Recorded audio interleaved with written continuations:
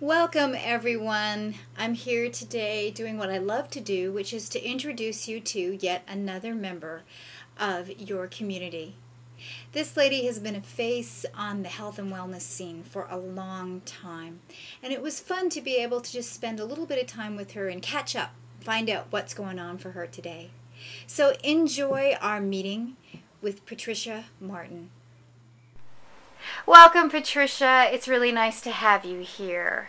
Thank you so much. I appreciate you having me here. And Conscious Nashville appreciates you as well. Now, Patricia, you have been a name and a face on the health and wellness market, or what would you call it, the health and wellness screen of Nashville for several years. And in fact, you launched the Health and Wellness magazine and have gotten really great success with that, or had really great success with that. So I'd like to know, what got you started? I was married to a physician in Sarasota, Florida, came up here as a massage therapist, and was advertising in the Nashville scene, wanted a better place to advertise, and the magazine just evolved. It was going to be a directory, and more and more people said, well, can I do a display ad? And I said, well, possibly. And then I had people that were contributing writers, and things just grew. Covers were sold, and salespeople were hired, and it was just a really good run. We had the magazine from 1999 until 2010. And it was really the only magazine of its kind here in Nashville, was it not? It was. It really was. And actually the magazine sort of evolved into a television show.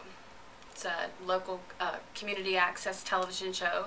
I call it the Health, Wealth, and Happiness Show, and that's active, and it's on Channel 19 on Friday and Saturday mornings. So you're still doing the TV show? I'm still doing that.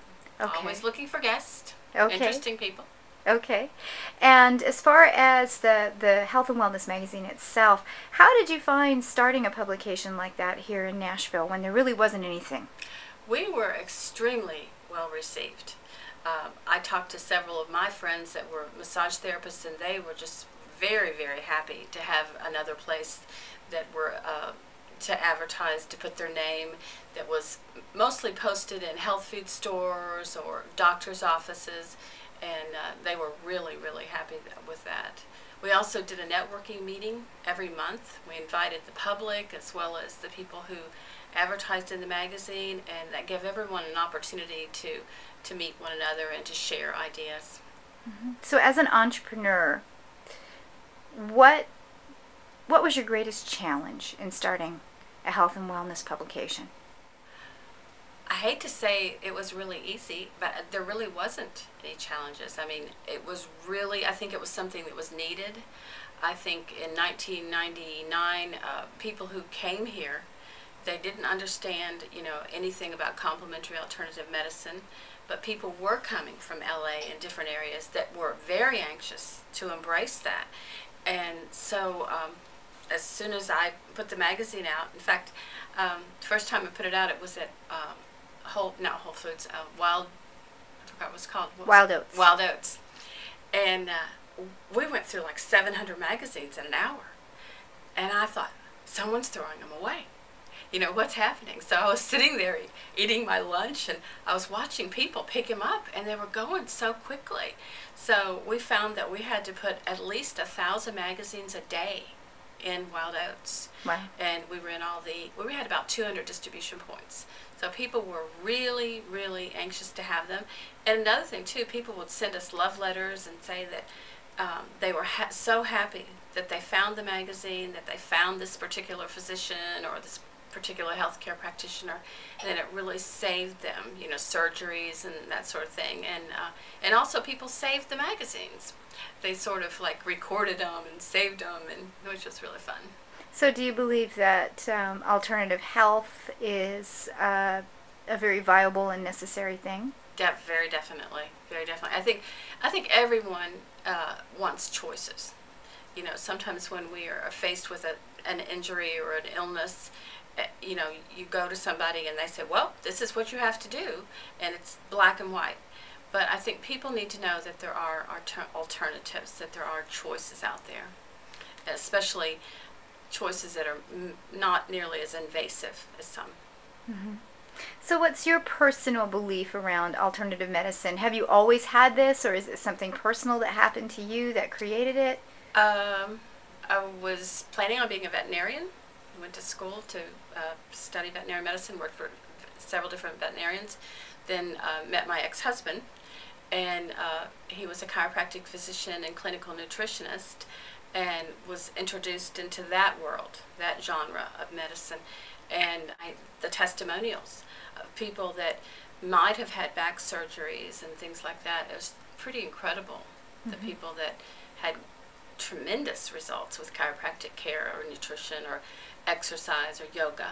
The Health and Wellness magazine that you ran, you retired, yes? Mm-hmm, I did. Okay, and your reason for that? I think I was finished. At that point. You know, sometimes you just have to move on to something else. I moved on to the television show, some promotion of other physicians. I have 2 new businesses in the works. One is doing wellness programs with corporations and a team of physicians and healthcare practitioners.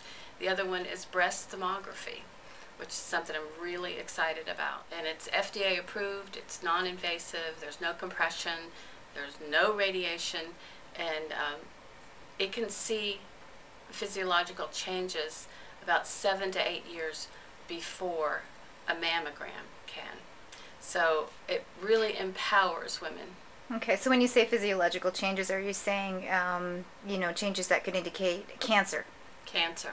Mm-hmm. Mm-hmm. Okay, so obviously. But we also check for a lot of different things. It could gum disease, carotid artery problems, sinus problems. Okay, so it's more than breast thermography. Very definitely. So do you do whole body scans? We do. Okay. Mm-hmm. So you could check your liver, gallbladder, different things, looking for inflammation. Okay. And there's no radiation. That's the best part. In fact, one doctor that I've been studying with, he describes a thermography as, first of all, he describes a mammogram. As you're driving along, you fall into a pothole. The mammogram tells you how deep it is and how big it is. Wow. The thermogram is more like you're driving along and you have a GPS. And it tells you, oh, there could be a pothole up ahead. You might want to change your direction. You might want to change your route. And this could be 6 or 7 years ahead, which I think is phenomenal. It's just, because usually by the time you have a mammogram, by the time they find something, it's a real serious situation. And it's very beneficial for women, young women, especially with dense breast tissues, with fibroids, if they've had breast augmentation. Can this help with the prostate as well? It can. Okay, so then men would have the same benefit. Exactly. Got it.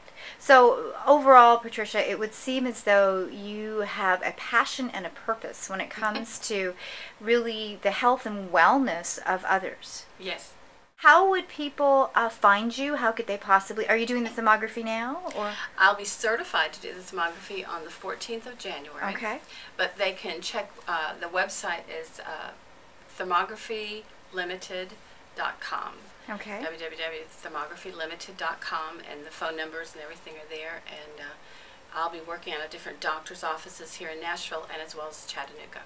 Okay, and then your TV show again is? Health, Wealth, and Happiness, Channel 19, on Friday and Saturday morning. So if they look up the Health, Wealth, Happiness show, they'd be able to find you. Absolutely. Awesome. Thank you, Patricia, for taking the time and sharing a little bit about your story.